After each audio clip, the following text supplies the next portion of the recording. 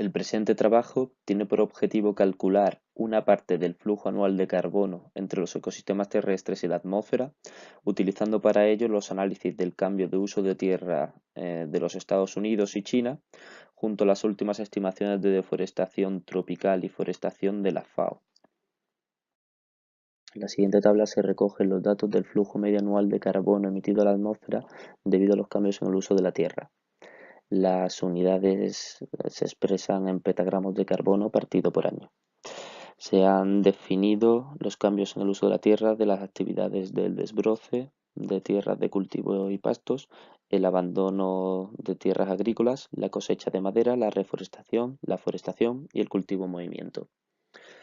Podemos observar que a nivel mundial el flujo de carbono a largo plazo de los cambios en el uso del suelo de la tierra en el periodo de 1850 al 2000 liberó a la atmósfera 156 petagramos de carbono, de los cuales más o menos el 60% pertenecía solamente a los trópicos, a Asia tropical, América tropical y África tropical.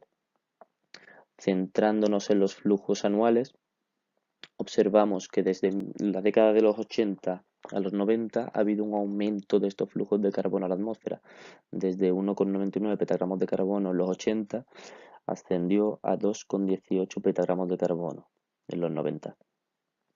Este aumento se ha visto influido principalmente por el aumento de la deforestación en los trópicos. Como podemos observar, en los trópicos las emisiones aumentaron de 1,93 en los años 80 a 2,20 petagramos de carbono en los años 90. Es curioso que observando las zonas no tropicales, o sea, templadas y tierras boreales, ocurre todo lo contrario. De una fuente de carbono de 0,06 petagramos en los años 80, se pasó a un sumidero, es decir, a una retirada de carbono de 0,02 petagramos de carbono de la atmósfera, retirado hacia la Tierra en estas zonas templadas. A continuación, se recogen estos datos antes mencionados en una gráfica para observar cómo ha evolucionado el flujo de carbono anual a lo largo de los años. Podemos observar que desde 1850 aproximadamente 1950 los flujos anuales de carbono permanecieron más o menos constantes, con algunas fluctuaciones en determinados años, pero es a partir de 1950 cuando estos flujos aumentan exponencialmente, debido principalmente a la tala masiva en estas zonas tropicales.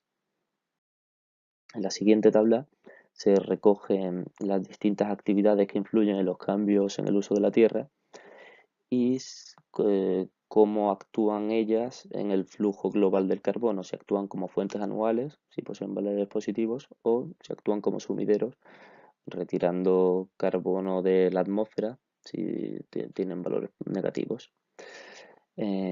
Como hemos observado anteriormente, los procesos de perturbación y recuperación que determinan los flujos de carbono son diferentes dentro y fuera de los trópicos.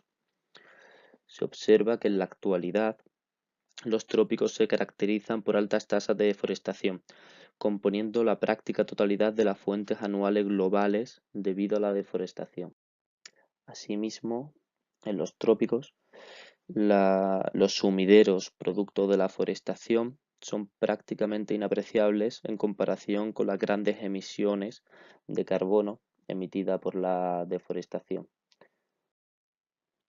En contraste, en zonas templadas y en tierras boreales, dominadas por procesos de rotación, es decir, tala y posterior rebrote, así como actividades de reforestación, estas actividades ejercen de sumideros y acumulan carbonos en los ecosistemas, compensando en gran medida las pérdidas de carbono derivadas de la descomposición de productos madereros y talas provocadas por la deforestación. Aunque las actividades de rotación y rebrote son también muy comunes en los trópicos, el flujo neto de carbono de estas actividades es empequeñecido por las grandes liberaciones resultantes de la deforestación. Por tanto, podemos concluir que las fuentes globales netas de carbono a la atmósfera se encuentran prácticamente producidas por las actividades de deforestación llevadas a cabo en los trópicos.